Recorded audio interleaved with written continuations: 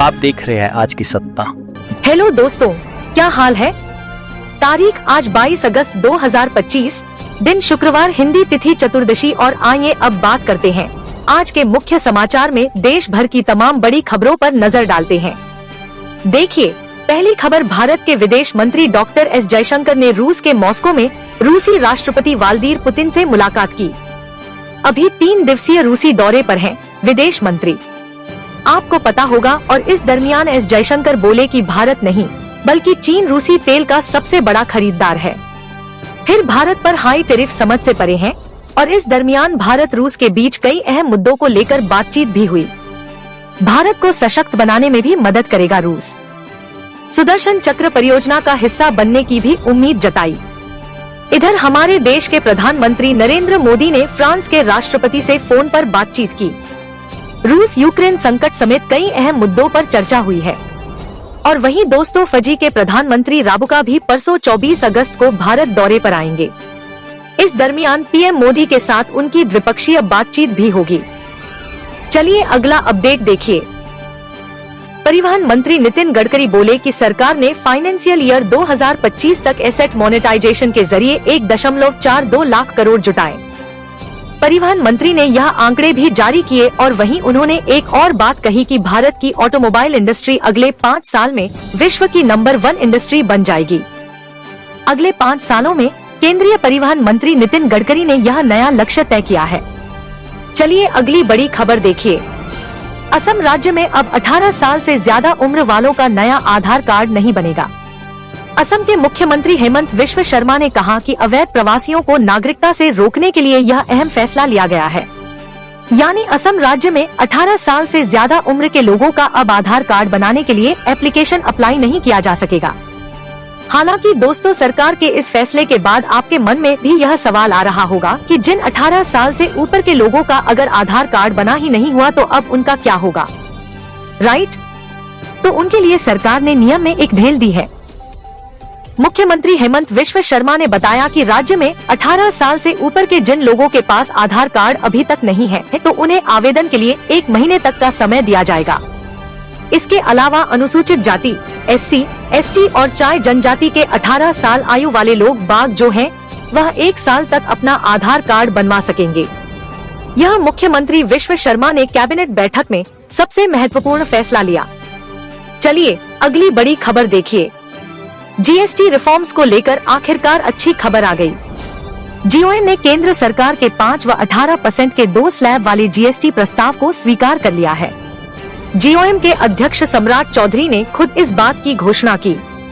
यानी अब इस फैसले के बाद GST में 12% और 28% वाले हायर टैक्स स्लैब जो है वो खत्म होंगे।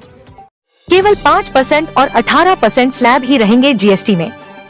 तो इस फैसले से अच्छी बात यह है दोस्तों कि आम आदमी के रोजमर्रा के इस्तेमाल की ढेर सारी चीजें सस्ती होगी। क्योंकि अभी तक आपको पता होगा GST में 4 स्लैब हैं। 5 दिसंबर 2018 और 28%, तो यह घटकर अब 2 ही स्लैब रखे जाएंगे, केवल 5 और 18। हालांकि कुछ लग्जरी आइटम्स वगैरह पर और कुछ स्पेशल कैटेगरी में 40% GST टैक्स स्लैब रहेगा। इस फैसले के बाद वित्त मंत्री निर्मला सीतारमण बोली कि GST सुधार आम आदमी, किसान, मध्यम वर्ग और छोटे कारोबारियों के भी फायदे का सौदा होगा। तो सरकार के GST के इस फैसले का मसौदा तैयार हो चुका है और उम्मीद है अगली GST काउंसिल मीटिंग में इस बदलाव वाले प्रस्ताव को पेश किया जाएगा। तो उसके बाद यह नया कानून बन जाएगा हमारे देश में। और वहीं भारत के दुग्ध उत्पादन पर एक रिपोर्ट सामने आ रही है कि अगले कुछ वर्षों में सालाना दुग्ध उत्पादन में 5% तक की बढ़ोतरी का अनुमान लगाया गया। India rating and research agency की रिपोर्ट में यह बात सामने आई है। चलिए अगली बड़ी खबर देखिए।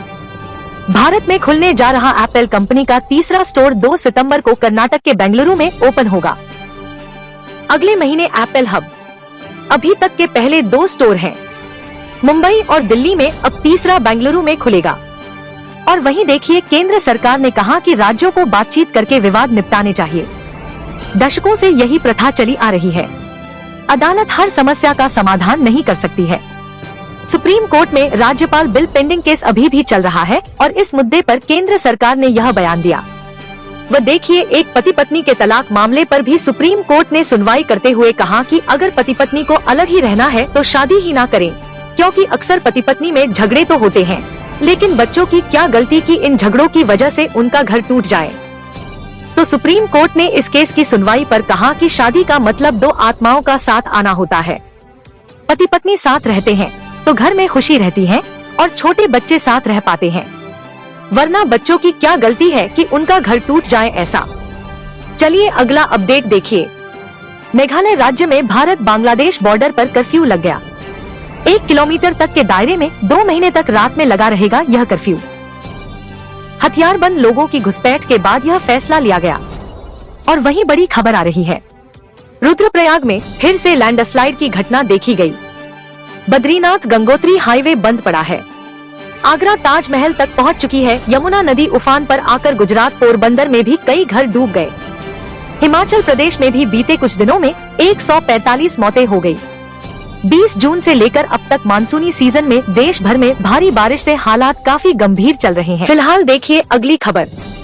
राहुल गांधी ने एक बार फिर से आरोप लगाते हुए कहा कि लोकसभा चुनाव के नतीजों में हेरफेर किया गया।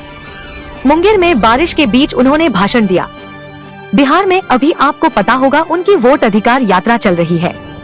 तो इस पर संबोधन में राहुल गांधी ने कहा कि मोदी अडानी मिलकर आपकी आवाज दबा रहे हैं। इधर पीएम मोदी ने भी कहा कि राहुल गांधी कांग्रेस के युवा नेताओं से घबराते हैं।